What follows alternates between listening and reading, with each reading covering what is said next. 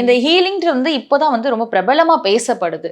So இது ஆக்சுவலா உண்மையா மேம்? முதல்ல 100% மேம். இப்போ எப்படி நம்ம கடவுள் இருக்கிறது, கடவுள் வந்து கண்ணுக்கு யாரும் பார்க்கல. பட் ஆனால் ஏதோ ஒரு சக்தி நம்மளை இயக்குது. நம்ம எந்த விதமான மதமாக இருந்தாலுமே எல்லாருக்குமே வந்து நம்மளுக்கு மீறி நம்மளுக்கு மேலே ஒரு பிரபஞ்ச சக்தி இருக்குது. அந்த சக்தி தான் நம்மளை வந்து இயக்குதுன்றது இருக்கு இல்லையா? ஸோ அந்த இதுதான் ரேக்கி அப்படின்றது. ரேக்கின்றது பார்த்தீங்கன்னா ஜாப்பனீஸ் இது மேம். இது ரே கி.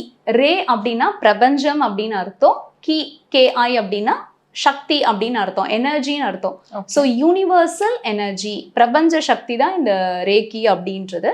ஸோ இதில் வந்து பார்த்தோம்னா சிம்பிள்ஸ் இருக்குது மேம். ஒரு இதுக்குமே சிம்பிள்ஸ் இருக்குது. நம்மளோடக்கு வந்து பணம் தேவைக்கு சிம்பிள்ஸ் இருக்குது, பணம் அட்ராக்ஷனுக்கு. தென் வந்து பிரிந்தவர்கள் சேர அதுக்கு வந்து சிம்பிள் இருக்குது. ஹெல்த்துக்கு இப்போ ஜாயின்ஸ் பெயின் இருக்குன்றாங்க, அதுக்கு சிம்பிள் இருக்குது. அந்த மாதிரி வந்து ஒரு விஷயத்துக்குமே இதில் வந்து சிம்பிள் இருக்குது மேம். இன்ஃபேக்ட் வந்து காணாமல் போன பொருள் கிடைக்கிறதுக்குமே இருக்குது. மனசு அமைதி, தூக்கம், அதாவது லைஃப்பில் நம்மளுக்கு என்னென்னலாம் தேவையோ அது எல்லாத்துக்குமே சிம்பிள்ஸ் இருக்குது.